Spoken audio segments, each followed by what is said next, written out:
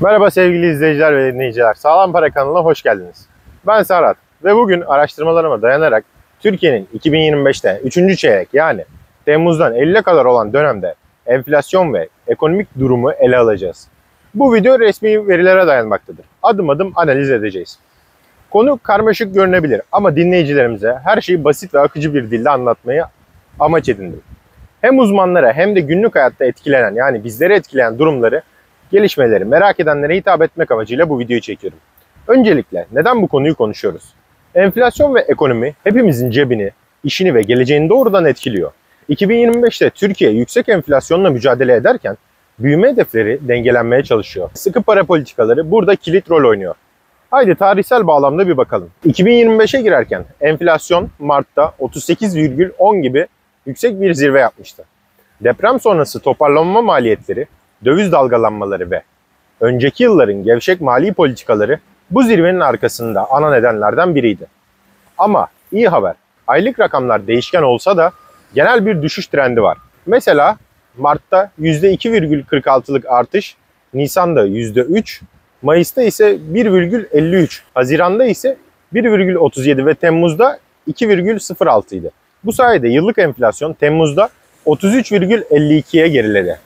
Ki bu 2024 sonundan beri en düşük seviye. Çekirdek enflasyon yani gıda ve enerji gibi değişken unsurlar çıkarıldığımızda %32'ye indi.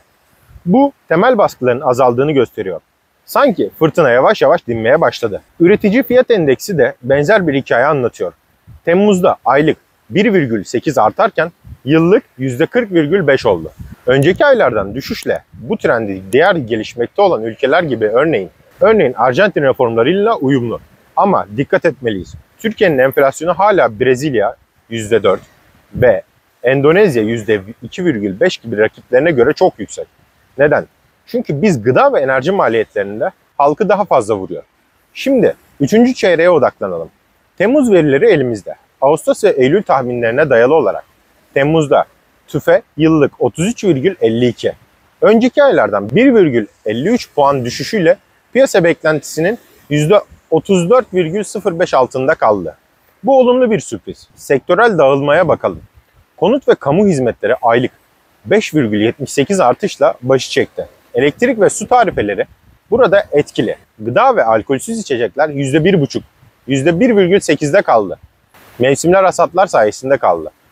Ulaştırma ise %1,5 arttı. Küresel petrol fiyatları varil başına 80 dolar istikrarlı yardımcı oldu.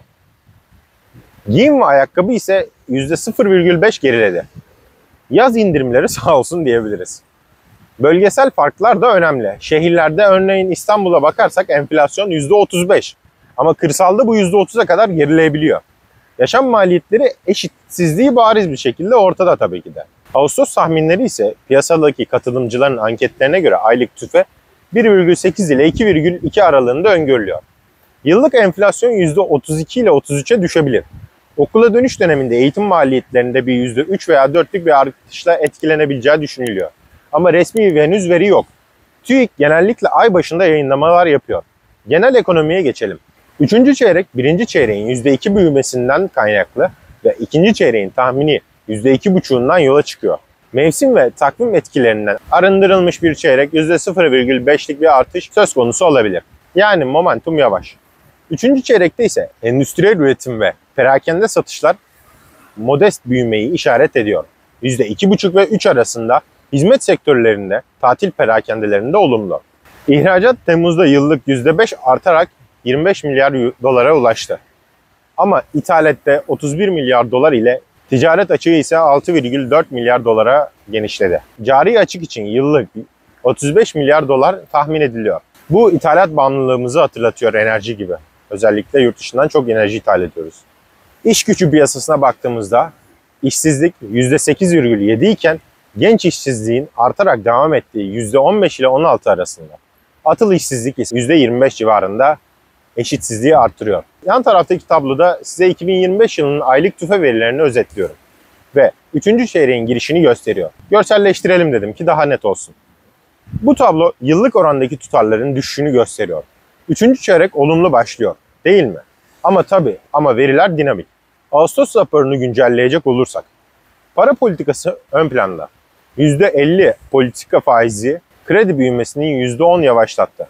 Talep enflasyonu frenledi. Rezervler 150 milyar doları brüt olarak şekilde yükseltti.